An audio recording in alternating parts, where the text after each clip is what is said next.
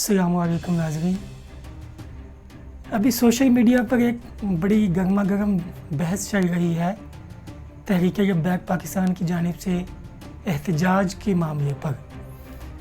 एक जानब एहतजाजी मुजाहिरीन और उसके हामी बन चुके हैं और दूसरी जानब हुकूमत और उसके हामी।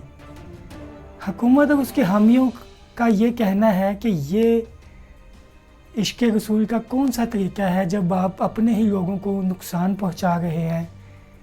हुकूमती हामियों की जानिब से तहरीक लब्बैक की जानिब से किए गए नुकसानात या उनकी जानिब से जो भी एहतजाजी मुजाहरा किया जा रहा है, उनकी वीडियोज़ को सोशल मीडिया पर वायरल किया जा रहा है जिसमें पुलिस वालों को मारा पीटा जा रहा है। तो गरज के हुकूमत और उनके हामियों का ये मौक़िफ़ है कि ये इश्क़ रसूल का कौन सा तरीका है। तो दूसरी जानिब एहतजाजी मुजाहिरीन भी हुकूमत यानी मौजूदा PTI जब ये अपोजिशन में थी तो उनके उस वक़्त के एहतजाज की तस्वीर और वीडियोज़ को सोशल मीडिया पर वायरल कर रही है, जिसका एक वाज़ेह मतलब है कि आप भी यही काम करते रहे हैं, लिहाजा हमें नसीहत मत करें। इसके अलावा भी कुछ ऐसी वीडियोज़ वायरल हो रही हैं जिसमें दिखाया जा रहा है कि पुलिस वाले ख़ुद एम्बुलेंस के शीशे तोड़ गए हैं, गाड़ियों को तोड़ गए हैं और इल्ज़ाम तहरीक लब्बैक के कारकुनान पर डाल रहे हैं। तो कहीं पर पुलिस वाले मौलवियों को पकड़ कर मार रहे हैं, कहीं पर तहरीक लब्बैक के कारकुनान हैं, उनके हाथ अगर कोई पुलिस वाले आए हैं तो वो उन पर तशद्दुद कर रहे हैं। गरज कि ये एक ऐसी सिचुएशन बन चुकी है कि जो है ना पूरी कौम दो हिस्सों में तकसीम हो चुकी है। तो अभी हम जानेंगे कि क्या ये एहतजाज का रास्ता ये दुरुस्त है।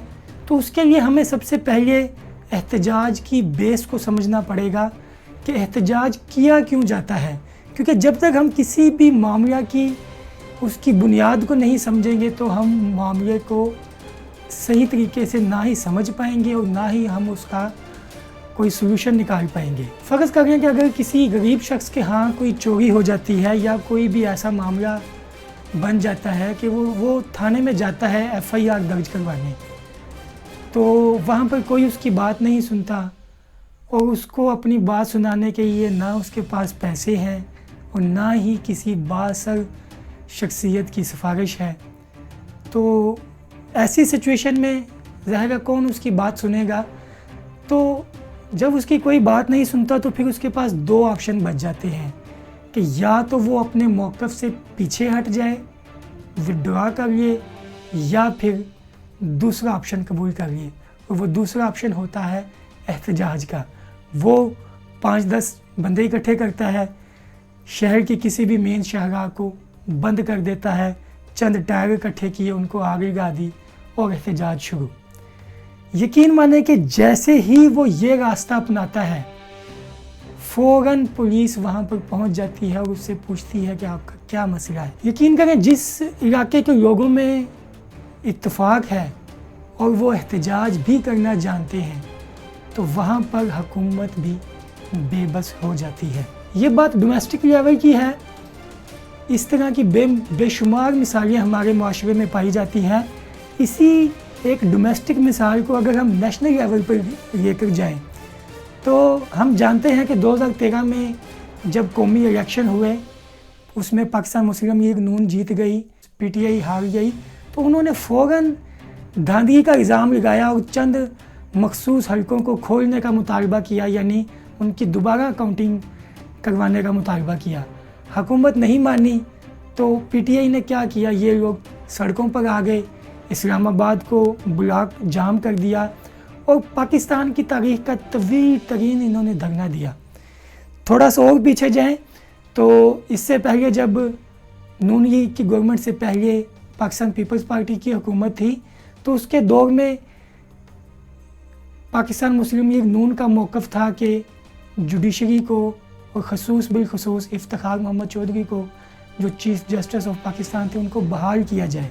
हुकूमत यानी पाकिस्तान पीपल्स पार्टी नहीं मानी तो पाकिस्तान मुस्लिम लीग नून ने क्या किया, उन्होंने लॉन्ग मार्च का ऐलान किया اور جیسے ہی انہوں نے لانگ مارچ کا آغاز کیا تو گورنمنٹ نے فوراً ہتھیار ڈال دیے اور ان کا مطالبہ تسلیم کرتے ہوئے چیف جسٹس افتخار محمد چودھری کو بحال کر دیا۔ تو یہ ہمارے نیشنل لیول کی مثالیں ہیں جن سے ثابت ہوتا ہے کہ اگر کسی جماعت نے، اگر کسی فرد نے، کسی ادارے نے، کسی جماعت نے اپنا مطالبہ حکومت سے منوانا ہو تو اور کوئی راستہ نہیں بچتا ماں سوائے احتجاج کے۔ نیشنل لیول کے علاوہ اگر ہم بین الاقوامی طور پر دیکھیں تو ہم دیکھ سکتے ہیں کہ انڈیا نے کشمیر کا اسپیشل اسٹیٹس جو آئین میں ان کو دیا گیا تھا اس کو ختم کیا، تو اس کے خلاف کشمیری عوام سڑکوں پر نکل آئے، انہوں نے حکومت کے خلاف احتجاج شروع کر دیا۔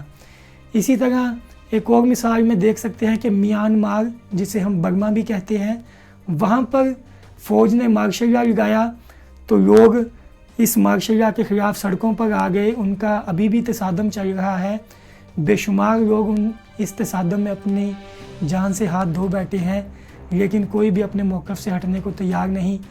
اسی طرح اگر ہم دیکھتے ہیں ہانگ کانگ میں جہاں پر چینی حکومت ہے، تو وہاں کے لوگ بھی جمہوری گورنمنٹ، ایک جمہوری حکومت چاہتے ہیں اور اس چیز کے خلاف وہ شدید احتجاج کر رہے ہیں۔